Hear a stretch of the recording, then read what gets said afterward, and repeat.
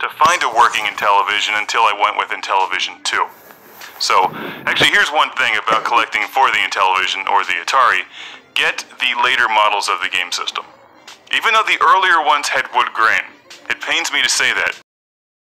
But go for the 2600 Junior over the old school 6-switch or 4-switch models of the Atari 2600, and I would recommend Intellivision 2 over the original Intellivisions because I think it's more reliable, even though it doesn't look as good. Also, it doesn't work with all the games, but it works with enough of them. I would go Intellivision 2. Now that I've got that out of the way, they're both reasonably inexpensive to collect for. Sure, they've got their rare games. The Atari 2600 has some super rare games, but for the most part, you can pick up huge lot of cheap Atari games and cheap Intellivision games on eBay. And a lot of the cheap games are good games.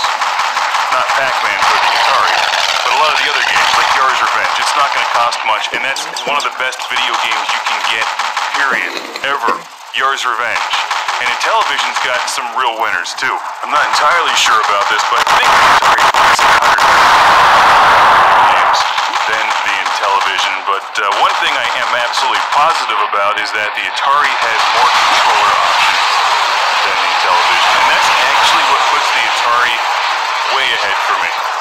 Because the Atari controllers themselves, the iconic one-button, one-joystick controllers, they're not as too bad, but the fact that you can use a Sega Genesis controller to play most of the Atari 2600 games makes it pretty much the greatest game system since Sega Genesis, really, because that's about the greatest game that ever created. So you have way more controller options and a bunch of old school third-party aftermarket controller options.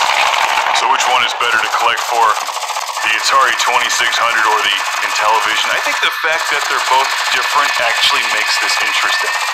Because these days, game systems are basically exactly the same. Like, how much difference is there between the PS1? Pretty much no difference at all. But the Atari and the Intellivision are completely different. They look different, games play differently, and you have different games available on each game system. A lot of times you have the same game available on